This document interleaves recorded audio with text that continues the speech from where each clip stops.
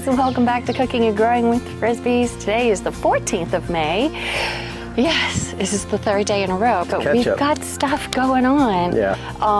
So just give you an idea of what we're doing today. I'm gonna plant my big boys out today.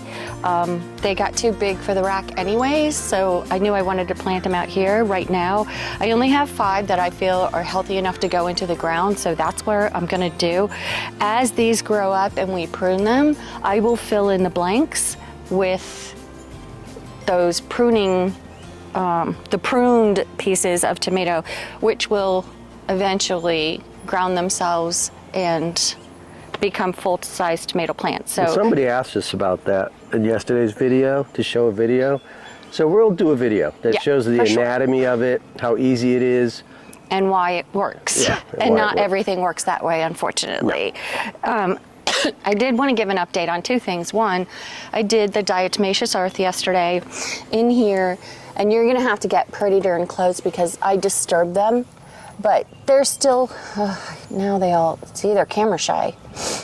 So unfortunately, when I pulled these back, they were all over it. See, there's one right there. See how small they are when they begin? So it's, I don't know. I mean, I've got a little one here that I can just pull. You have to space these pretty good, but the seeds are kind of small, so when I planted them, I just kind of threw them in there. And of course, you guys are making me look like a liar. Yeah, it's the same thing. Car never makes that noise. I know. So maybe they're on this side. Oh, there's one. Seems great. Oh gosh, they're fast. Yeah, I didn't catch him. Yeah, well, just know I'm not done. I'm actually gonna go ahead and plant more beets. And maybe if I overwhelm the bed with beets and radishes, they'll go away, or they'll only eat one. I was gonna say, or you'll have such instead of taking one bite out of 12, maybe they'll just eat one.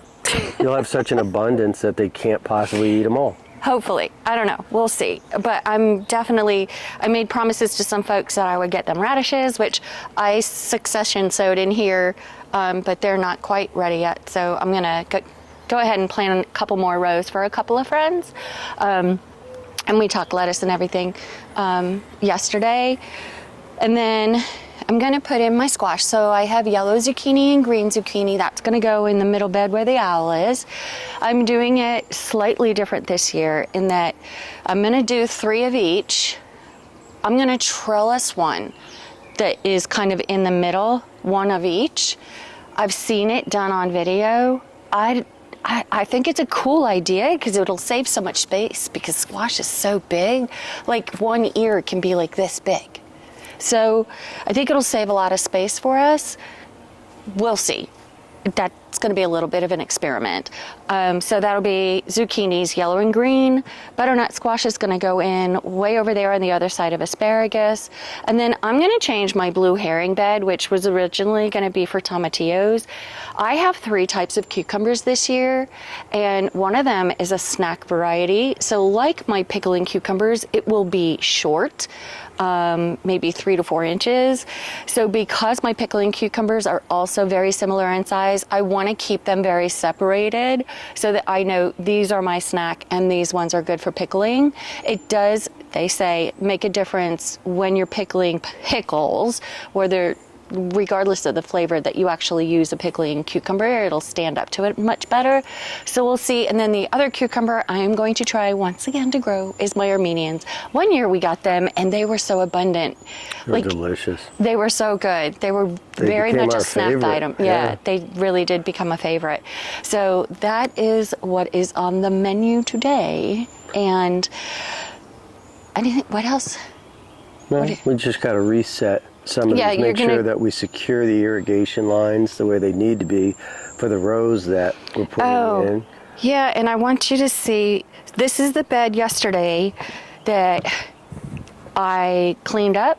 Oh, of course. Moved some stuff around. And so you'll see I have 1, 2, 3, 4, 5. There's actually 6 on this side. And on the other side I have 1, 2, 3, 4, 5. So there is a space over there I could put another cherry tomato in. I'm not sure if I'm going to do that. But I don't know if we took pictures after I had moved did. everything around. You did. I did, So, but I'll take another picture and include it in today's episode. cool. So you'll see from the ground up to about the first level of the trellis is cleared. Especially for us, because most of our wind comes from the, what is that? East. East? Northeast. So this is where I want to have a great amount of airflow. Plus, I'm going to plant basil in between, so I need all these guys to be able to get lots of fresh air. So that's basically what I did yesterday. And I guess we can talk about the pruning that needs to be done, but I think we can do a better job of it when we have some larger tomatoes to prune, because I did prune the crap out of them yesterday. Yeah, you did. So that would have been a really good video to use. It was quite a bush. It was just massive, right? And they were all growing along the bottom. You see how some of their stems are turned up? So this was all growing along the bottom. So I propped them up. They'll start to straighten up, and as I keep continuing to trellis them, they will go straight up here, and they will actually grow beyond this trellis by the end of season, which is somewhere in September usually. But so I think that's it. That's what we're doing today. And I've got to put just a trellis up, an additional trellis in the blue herring bed. Yeah.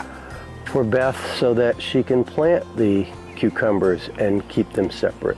Yay. So, all right, guys, thanks for joining again. Lots more work to do. there is. We'll Thanks be for back. joining. Thanks, guys. Bye.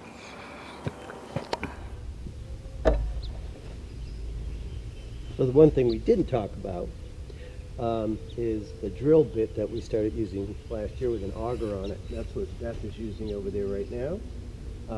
It makes quick and easy work of making holes over there so that we can be more efficient with our planting and get it done quicker.